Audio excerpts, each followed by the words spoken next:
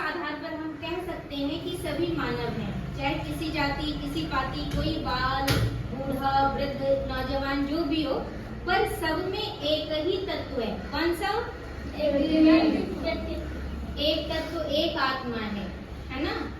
जैसे कहते हैं नदी की धार टेढ़ी मेढ़ी हो सकती है, पर उसका जल टेढ़ा मेढ़ा नहीं हो सकता। गन्ना टेढ़ा मेढ़ा हो सकता है, पर उसका रस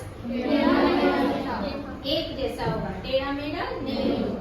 शरीर लोगों का टेढ़ा मेढ़ा, काला गोरा, छोटा बड़ा हो सकता है, पर उसमें निहित जो आत्मा है वह कैसी होगी? एक समान, है ना।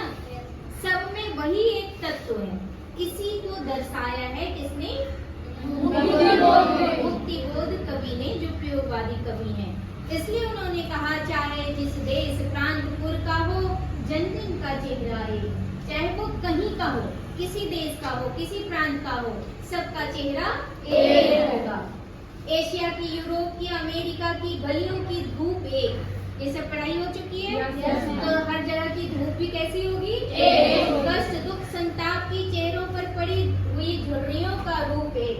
दुख में, कष्ट में, संताप में चेहरे पर जो झुर्रियां होगी, जो शिकन होगा, वो कैसा होगा? एक तरह का होगा। कहते हैं जोश में, ताकत में बंधी हुई मुट्ठियों का लक्ष्य कैसा होगा? एक होगा। पृथ्वी के गोल चारों ओर के धरातल पर है जनता का दल एक, और सबका पक्ष क्या होगा? एक।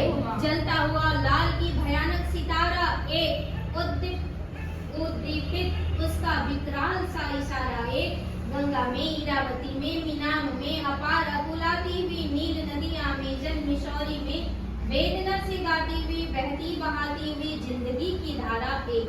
ये सब पढ़ाई हो चुकी है। आगे बढ़ते हैं हम लोग। पृथ्वी का प्रसार अपनी सेनाओं से किए हुए गिरफ्तार, गहरी काली छायाएं पसार कर खड़े हुए शत्रु का काले से पहाड़ पर काला काला दुर्ग एक, जन शोषक शत्रु एक, आशामयी लाल लाल किरणों से अंधकार चीरता सा मित्र का स्वर्ग एक। यहाँ तक हो गया है।